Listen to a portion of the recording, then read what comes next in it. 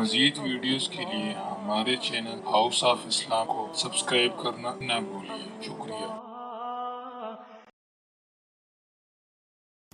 اب مثال کے طور پر جب یہ کہتے ہیں کہ یہ پردہ تو بس ایک وقت کا خاص کا کلچر تھا، ٹھیک ہے میں مانتا ہوں، لیکن کیا پری اسلام عربیہ میں کوئی کلچر نہیں تھا؟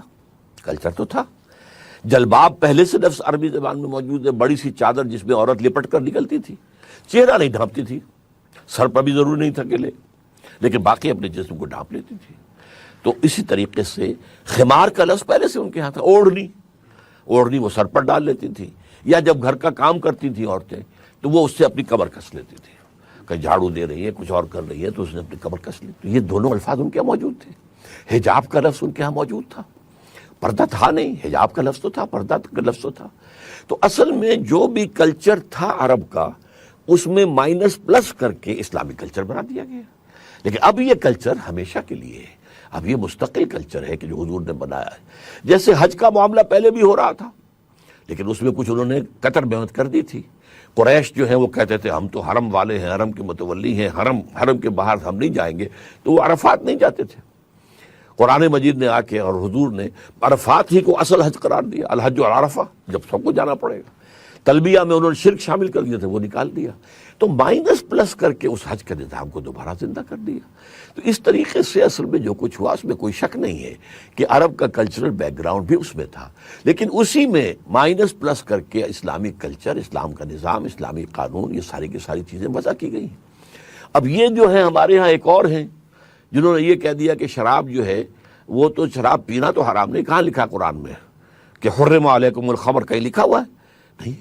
اچھا تو میں نے ان سے کہا کہ حرم علیکم الزنا کہیں لکھا ہوا ہے؟ یہ تو اصل میں یہ سارا شراب پی کر دھت ہو جانا اور مست اور مدہوش ہو جانا حرام ہے، شراب پینا جو ہے وہ کوئی حرام نہیں۔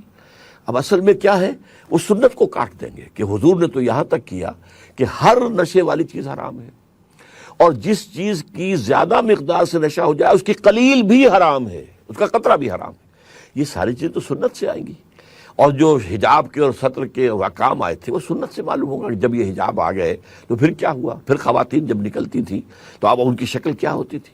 یہ سارا معاملہ سنت رسول اور سنت صحابہ رضوان اللہ تعالی علیہ مجمعین سے، سنت سے آپ کاٹ دیجئے، اس کے بعد اب آپ جو چاہیں مانی پہنا لیں، یہ تو وقت کے لیے تھا، یہ اس کے لیے تھا، یہ اس کے لیے تھا۔ حالانکہ اصل میں قرآن مجید اور سنت رسول یہ دو مستقل بنیادیں ہیں، سورسز ہیں اسلامی شریعت کی اور اسلامی نظام کی اور اسلامی تہذیب کی، اس حوالے سے میرے نزدیک۔ لیکن چونکہ یہ فتنہ اب جو ہے بڑی طاقتور جو قوتیں ہیں ان کی پشت پناہی سے اٹھ رہا ہے، تو ظاہر بات ہے کہ ان کو جو بھی اس وقت ایکسپوجر مل رہا ہے، اور پھر جو بھی ہمارے ہاں جو مغرب پرست پہلے ہی سے ہیں، مغربی تہذیب میں پہلے رنگے گئے ہیں، انہیں ایک جواز مل رہا ہے کہ چلو ٹھیک ہے، اسلام کی طرف سے بھی دیکھو کتنا بڑا دانشور ہے اور یہ کہہ رہا پردہ وردہ کوئی شے نہیں۔ آپ نے بتایا، یہ میرے علم میں تو نہیں تھا کہ سلیو لیس بھی کی کوئی ایسی ممانعت نہیں، رقص کی کوئی ممانعت نہیں، فلاں چیز کی ممانعت نہیں۔ تو میں نے ایک دفعہ ہمارا سیمینار ہوا تھا، میں نے کہا تھا ہاں رقص، لیکن ایک رقص جسم ہے، ایک رقص جان ہے۔ جو علامہ اقبال نے کہا کہ رقص جسم جو ہے اس سے تو انسان کی مٹی حرکت میں آتی ہے، یعنی انسان کا حیوانی وجود، اور جو رقص جاں ہے، روح کا رقص، اس سے افلاک کے اندر جو ہے وہ برہمی پیدا ہو جاتی ہے۔ رقص تن در گردش آرا خاک را، انسان کا جو سفلی پہلو ہے، خاکی پہلو ہے، وہ گردش میں آتا ہے۔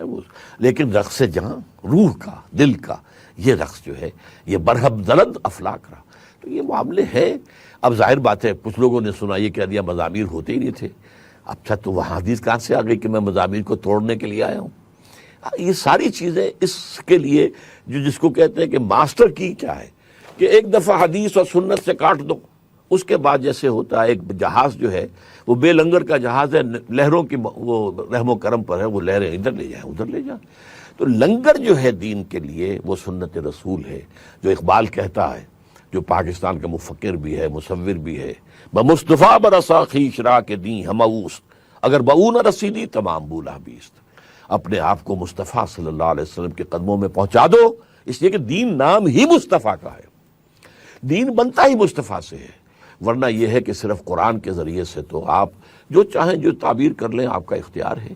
تو یہ اصل میں اس وقت کی کنٹمپریری جو ہمارا دنیا کا انٹرنیشنل سین ہے عالمی، یہ اس میں پس منظر ہے، اور 1400 سال کی ہماری تاریخ کا پس منظر ہے، وہ بھی میں نے آپ کے سامنے بیان کر دیا۔